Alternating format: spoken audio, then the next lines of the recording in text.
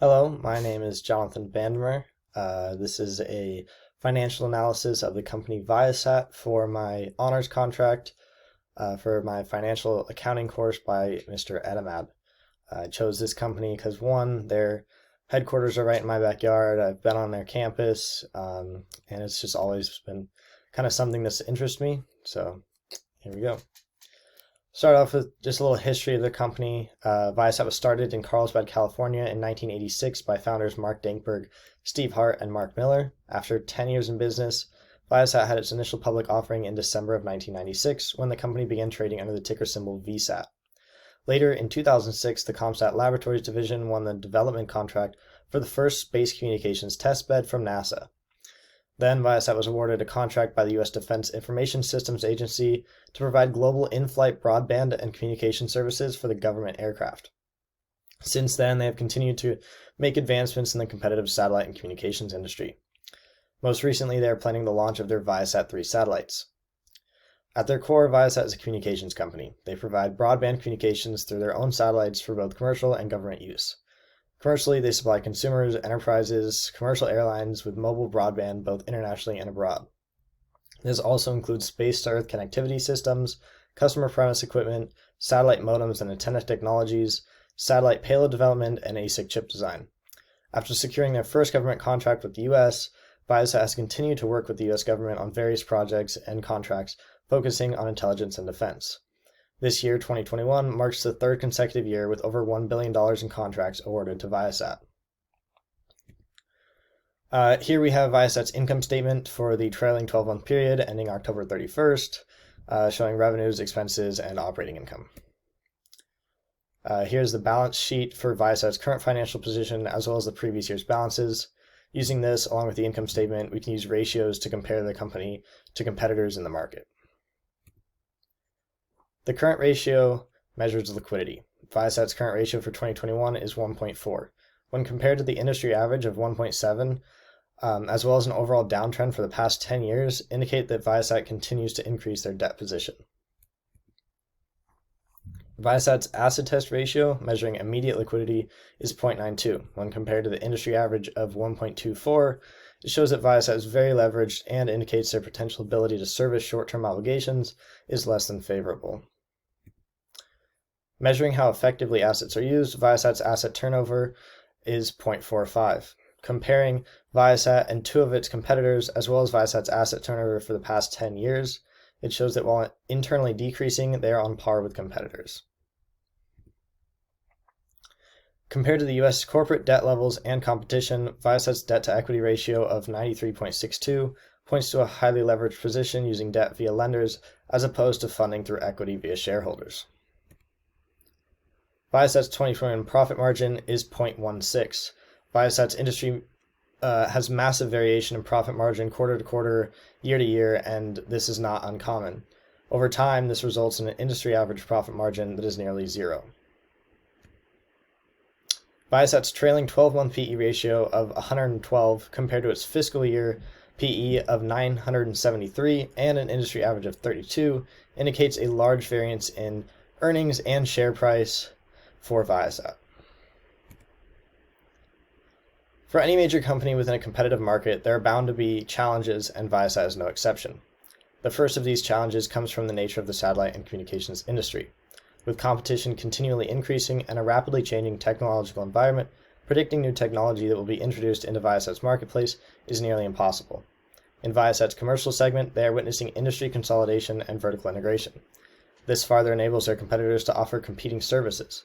With nearly 50% of total revenue coming from government services, Viasat also faces the risk of having a lack of diversified revenue streams.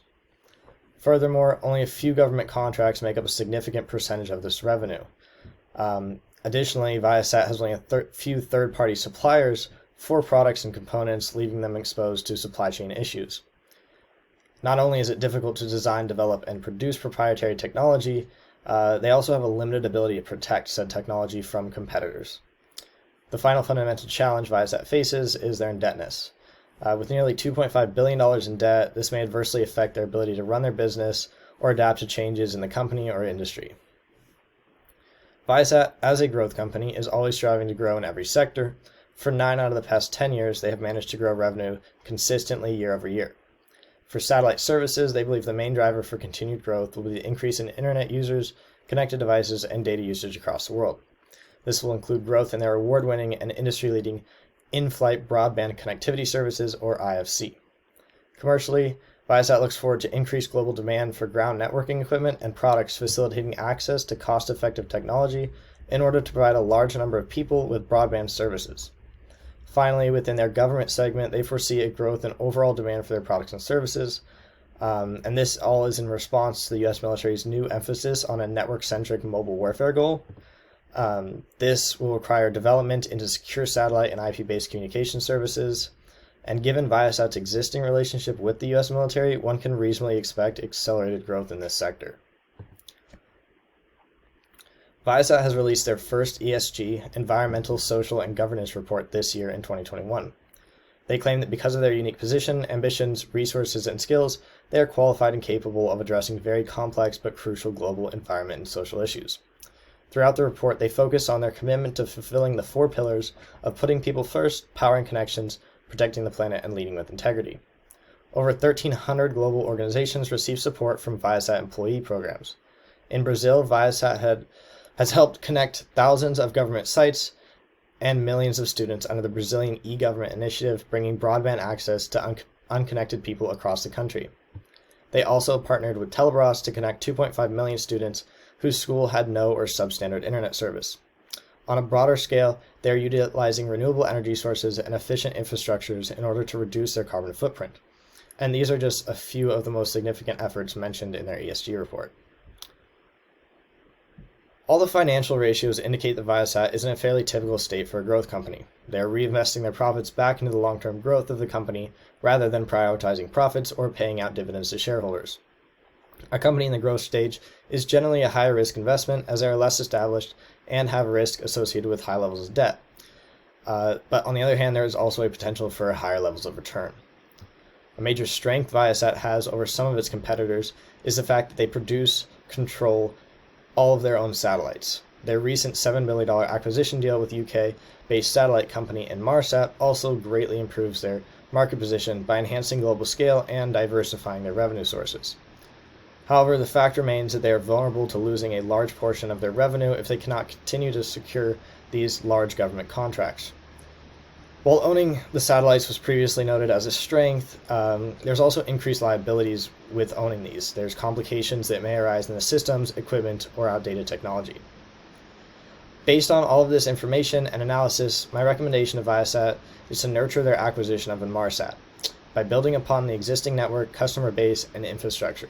This could address the majority of initial concerns and threats by diversifying and rebalancing their revenue sources, could provide access to more manufacturers and global customers, and will overall better their position to compete with an increasingly consolidated and vertically integrated industry. That brings me to the end of my the end of my presentation, and I'll open the floor to any questions. Thank you.